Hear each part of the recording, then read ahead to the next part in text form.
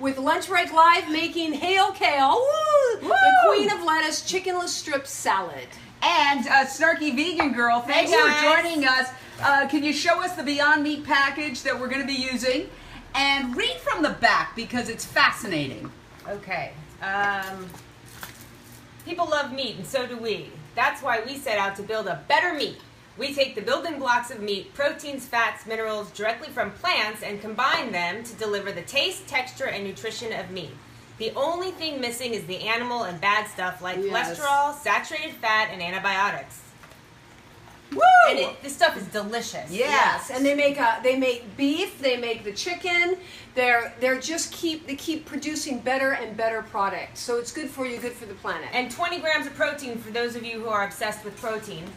20 grams of protein per serving. Wow, let's see it. Let's see it. Here we go. So we've got it right here.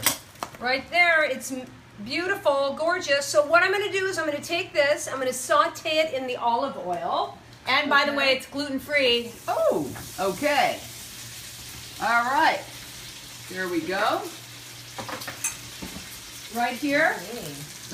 Sauteing. And then I have lentils. We have the lentils. This is from Trader Joe's. They're really great, really easy.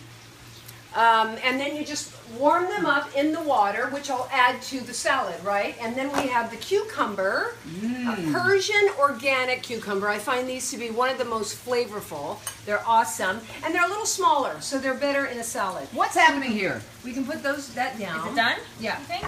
Wow, what is that? Lentils. They don't have to cook, they just have to get warm. So we can just put them here and then open them. Wow, Okay. so you cook them in the... Yeah, wow. you put them in boiling water, and it doesn't cook them as much, it just warms them up. They're already cooked, and you can serve them cold also, but I like them warm for this particular salad. Okay, all right. Where do you want me to put them when I open it? You can put them Directly in there? half of it in here. And what do we got in that salad bowl? Then we have avocado. Okay. And that's chopped, diced, and I add a little bit of salt and pepper as I go, like in layers. I know it's very hot, be careful. Woohoo! So, All right. We got lots going on in this kitchen today. I'm taking half the lentils and I'm squeezing them out into here. Okay, meanwhile... Hot. Whoa, whoa. We got a lot going on. and then all right. I'm doing that chicken. Yes. And again, that's chicken, vegan chicken, plant-based chicken that we're cooking up back there. Now, will you bring that over and show us how it's frying in there? Because I want people to see. There it is. The chicken strips looks just like chicken. Yes. And, oh, hey, Pony Gale. I saw you joined. Thanks for joining us. It looks like chicken. I don't know what chicken tastes like, but they say it tastes like chicken. It tastes like chicken. In fact, I think they did a taste test on a major network, and the hosts picked the wrong thing. They picked the chicken as the fake chicken, and the fake chicken as the Beyond Meat as the real chicken. So if you can't tell the difference, what difference does it make? Except that you're not killing an animal and you've got no cholesterol. So proceed. And it's good for the planet. It's good for animals. It's a win-win. It's unbelievable that people don't go vegan when we have all this wonderful vegan food. And these recipes are really for the beginner vegan, so you can go to Trader Joe's, get everything that you need, low cost, high health, content. Yeah, absolutely. And we've got... So here we've got the lentils and the avocado. We've got these cucumbers. You're doing the Beyond Meat vegan chicken on the stove. How does the kale work into it? So I'm going to put the kale in. This is almost done. Wow. All right. So we put this in. I don't know if this bowl's going to be big enough. I got a bigger bowl. Now, Molly Elizabeth Roll says non-vegans tell me they think the fake meat is gross. You know what? What's really funny is What's really gross is the real meat. Exactly. Talk to me about that. Well, I mean, first of all, they torture the animals. They're full of antibiotics that you ingest, right? They found everybody's immune system has gone down due to the fact that they've been ingesting since the 50s these antibiotics. And the milk and dairy industries are in bed with the pharmaceutical companies, so go figure that. So what happens, the animals are filthy. you're ingesting that, and then the antibiotics, the film that they live in, and then the karma of the energy of the animal being tortured. Exactly. It's foul. Well, Molly Elizabeth Roll says, I'm Rich Roll's sister. LOL. Rich Roll is one of my heroes. What an amazing athlete and vegan activist he is. He and his wife have really gotten so many people to go vegan. Let's see what you're doing I'm here. just transferring it into a bigger bowl. Okay, and it's a clear bowl, so we can see exactly what's going on. That's wonderful. Thank you, snarky vegan girl. Very good move. Maybe we should use this from now on. Woo! Oh, Okay, wow. so what I'm going to put a little bit more olive oil. I use about a cup of olive oil. Wow, for this. that's a lot. I know, but it adds content to by softening the kale. Blah, blah, blah. It'll soften the kale, and it's also being used as well as a salad dressing. Right. Okay. And then I add All right. balsamic. Okay. So that's why I use Perfect. more. So I'm going to add it warm. So the salad is a warm salad. It's wonderful. And you get the fiber and the protein from the chickenless strips, from the lentils, from the kale. I mean, kale is so good for you, and it helps fight cancer, by the way. Isn't with kale, isn't it there's actually more protein per calorie in kale than there is in like beef? Beef, yes. Yes, it is. I mean, think about that, guys. More protein per calorie in kale than there is in beef. Yeah, wow. Now, take a look at this. This is coming together. Snarky, very good idea to use the see-through salad bowl, which we've had all the time, and it didn't even occur to me to use it. Now people can really get a sense of what's happening in that salad bowl, as opposed to just seeing a salad bowl. And we've got more kale going in, pre-washed. Hale and then kale, I'm going to pre-washed. add the chickenless strips with the olive oil. Whoa, look Okay. at that. Woo, woo, wow. Whoa. Look at that. That looks scrumptious. So see how Wow. the olive oil gets in there, and it might not even be enough olive oil. Stacy Because it Dieter absorbs it. says, I'm the only vegan in my family, and I they think it can't looks pretty tell the good. difference whatsoever. If people don't know what you're feeding them, then they have no judgment to begin with. You're right. There's such a prejudice against, because society brainwashes you constantly to subliminally equating meat production and meat eating with status, with patriotism, with family values, with all these things that have absolutely nothing to do with meat, but they have ways to do that subliminally. So, Well, and it's time for change, right? Obviously, what our parents did, what their parents did, didn't work. Because we've destroyed the environment, and it's obviously we've destroyed our health, so we've got to do things differently to change the planet. And veganism is one of the best way to do that. yeah, and you're a yogini, by the way, so Yes. I know you do yoga poses. Donna's trying to do it, but you're... Now, while I cook, sometimes I just I'm suggest... trying. I'm doing Well, it. you're doing a very good job. Sorry. Go But yeah, ahead. sometimes while you're standing in the kitchen, you're doing what I'm doing, you can stand on one leg. You don't necessarily have to do a posture, an asana, but it just keeps you connected to your body, and you work out while you're making the food, right? This healthy, good food. So you're working always yourself inside and out. And then you can switch while you're stirring, right? It's kind of cool. You can do squats. Yeah. Just to keep you healthy in all ways. If you don't have time to exercise, do it while you're cooking in the kitchen. Yeah. And then now I'm going to add balsamic, Okay. to this. Little salt and pepper, and then we're done. And I also brought Here's some stuff. extra cucumbers, which we're going to slice, and we're going to have some hummus. So that makes a wonderful meal in itself. Just cucumber dipped in your hummus, and the health of it. Oh, you're putting a little more of the lentils. You use all of them. You use all the lentils in that Yes. salad. That is so wonderful. Wow. Look, we're getting a little commentary here when people are saying, why substitute for the real thing? It makes no sense. It's because, can you address that? Because I think people love to be contrarian. What they don't realize is the so-called real thing is filled with cholesterol, which this does not have, because only animals produce cholesterol. Cholesterol, high cholesterol, is a leading cause of America's leading killer, heart disease. So what we're saying is you can eat the same thing, but you're not torturing animals, you're not destroying the environment, and you're not contributing to your own death via cancer. Processed meats cause cancer, they're officially carcinogenic, and you're not contributing it with heart disease, which is America's leading killer. What's so difficult, Stacy, oh, yes, Stacy's actually agreeing with us, saying it's not that vegans don't like meat, we choose not to eat tortured animals.